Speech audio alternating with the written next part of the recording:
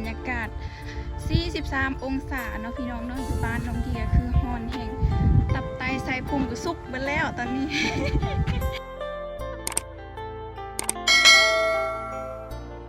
กราบสบายดีและสวัสดีพี่น้องสบายดีตอนเที่ยงเนาะพี่น้องตอนนี้แม่น้องดีก็สิอัปเดตเนาะปลูกมันเนาะพี่น้องหลังจากที่เฮากะเกียมลำมันต้นก่อนหน้านี้แล้วเนาะมื้อนี้แม่นหอขั้นตอนที่เฮาไปปลูกแล้วเนาะพี่น้องนี่เบื้องนี้แม่นเป็นดินของข้าเจ้าอันนี้ดินของเฮาเนาะมื้อนี้แม่น้องดีเห็นเปิดคลิปตอนเที่ยงพี่น้องเพราะว่าตอนเช้าฮ้อนแท้ฮ้อนมากเนาะคือโทรศัพท์น้องดีถ่ายบ่ได้เลยเดี๋ยวน้องดีก็สิให้เบิ่งบรรยากาศที่พวกเฮาเนาะปลูกมันเนาะนี่บรรยากาศเฮาปลูกมันเนาะพี่น้องตอนนี้แม่นใครนี่แล้วเนาะแดดนะตอนเช้านี่แดดแห้งเนาะจนบ่ไหวสิเป็นลมนี่เห็นบ่น้องดีรายการน้องใจทางพุ่นเมนเมย์กับน้าสาวเนาะพี่น้องปลูกมันพี่น้องอันนี้ก็คือวิธีของปลูกมันของเฮาแม่นเฮาสิเอาลำมันหั่นมาเสียบใส่ดินเนาะถ้าได้ฝนตกบ่ฮู้ว่าฝนสิได้ตกหรือบ่พี่น้องเอ้ยนี่เบิ่งปลูกปะปลูกทิมแบบนี้แหละมันเป็นบ่เป็นกะนั่นแหละเฮาก็เฮ็ดแข่งเวลาแน่เนาะเพราะว่าลายเวียกเนาะพี่น้องถ้าแบบยามฝนตกเฮาคือสิเวียกเฮาลายก็คือสิบ่แล้วเนาะแต่ว่าน่าสิบ่ทันตายดอกประมาณเดือนหน้าน่าจะฝนตกดอกเนาะเพราะว่าดอกสีฮ้อนแบบนี้ตลอดเนาะก็จะประมาณนี้เที่ยง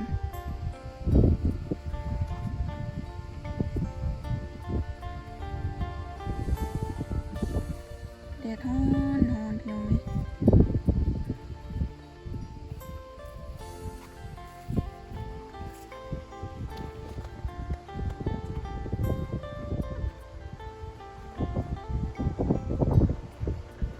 แดดเติมออกนะ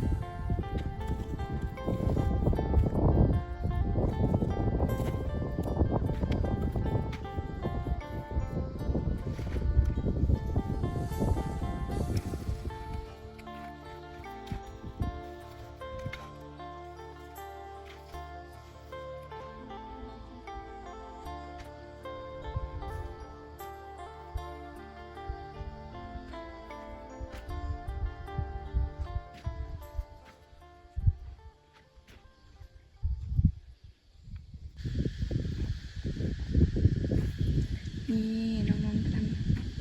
เสียบเนาะพี่น้องเนาะบ่มีคนจับกล้องถ่ายถ้าคนนึงจับกล้องแม่นคนนึงต้องได้เห็นก็สิเงียบแน่เนาะเพราะว่าฮ้อนไผก็บ่อยากเว้ามันบ่มีแหงเว้าเนาะเบิ่งวิวทางนั้นงามเนาะแยงขึ้นไป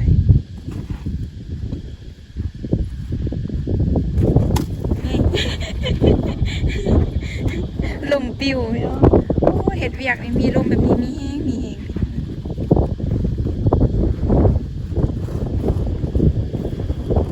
อันนี้คือความสุขแบบว่าชาวไร่ชาวนาเฮ็ดเวียกแล้วมีลมพร้อมลมพัดวีเนาะก็คือแบบม่วนแฮงเบิดเท่านี้แหละความสุขของเรา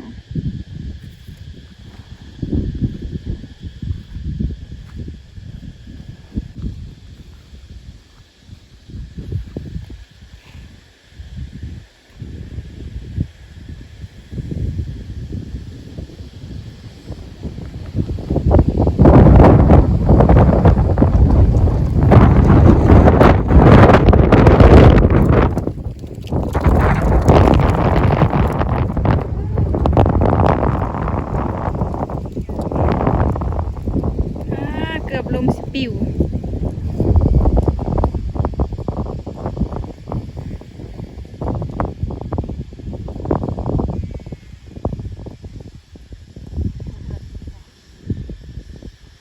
เกือบลมสิปิวพี่น้อง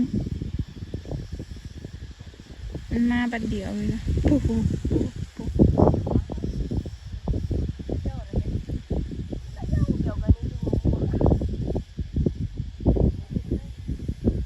เห็นป่พี่น้องปุ๊บปุ๊บปุ๊บปุ๊บลงให้ปุ๊บปุ๊บนะเห็นป่ลมเลยนะเบิ่งนะป้าไปแห้งๆนึง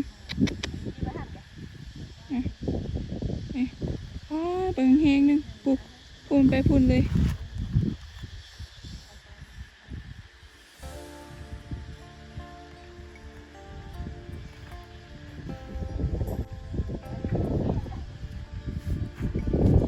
ยอกันในเรื่องว่าโทรศัพท์อะไรเนาะอย่างบืดยังจำเป็นก้อยฮะฮะ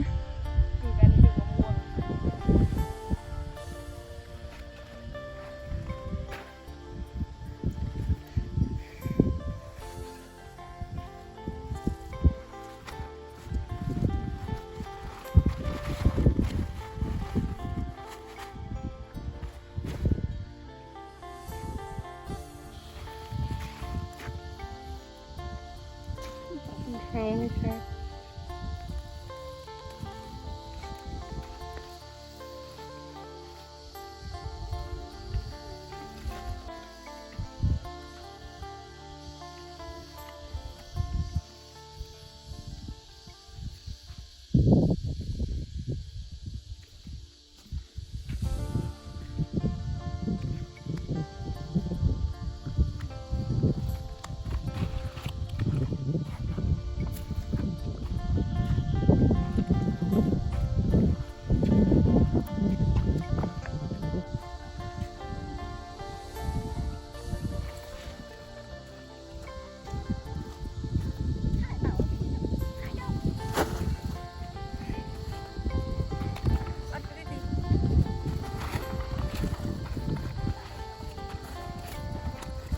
ไทยไม่เป็นเธอบอกให้ฉันถ่ายนะ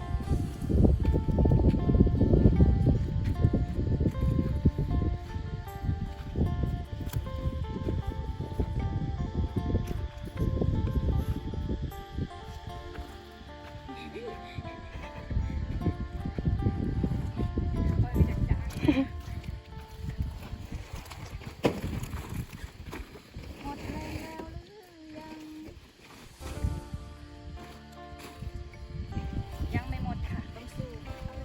วีโยงเอ็มปะ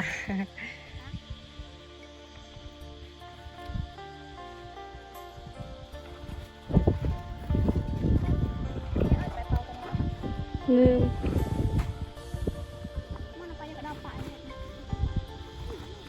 มันมากเราเศร้า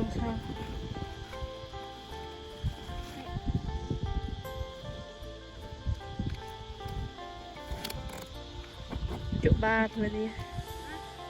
จุบ้าเราเศร้าข้าง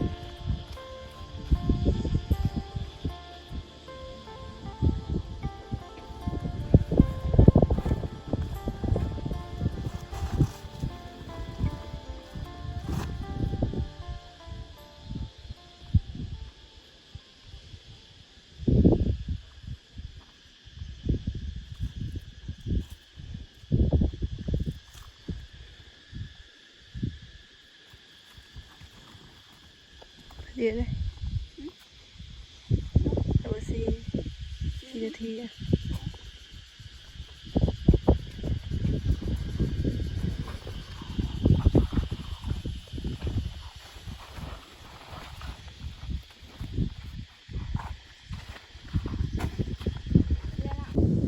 นี่ตอนนี้แม่นเฮายังบ่แล้วเทื่อนะพี่น้อง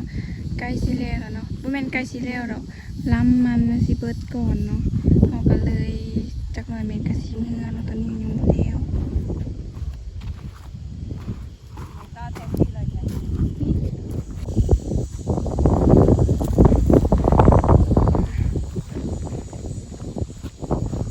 ริ่มดีแล้ว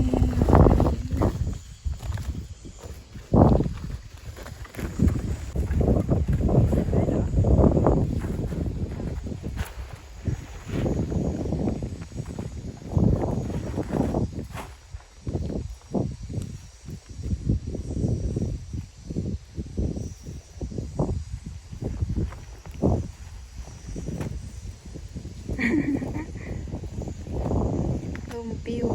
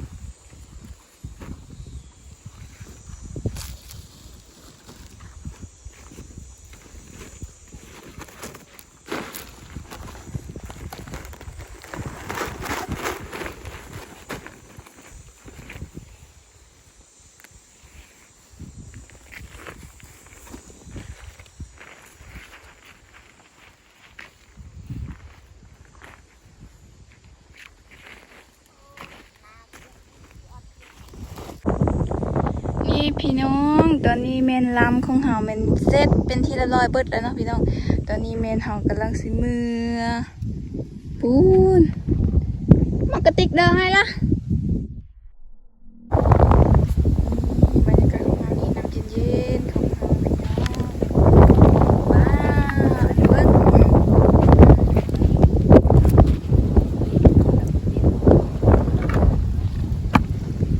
เย็นๆนะหลังจากที่เขาปลูกมันแล้วกับอากาศ43 องศาเนาะ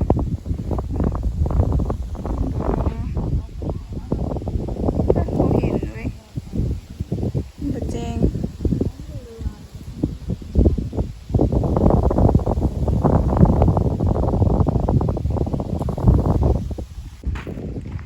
นี่พี่น้องตอนนี้แมนหักกับเมื่อเนาะ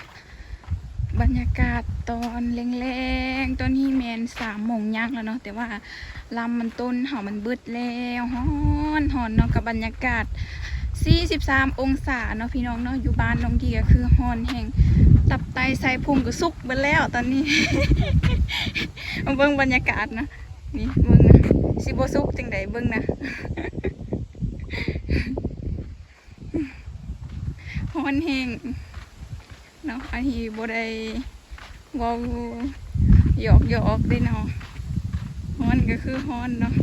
40 ปลายองศาเนาะ43 องศาบ่ไหวก็ต้องไหวเนาะสาวให้สาวหน้า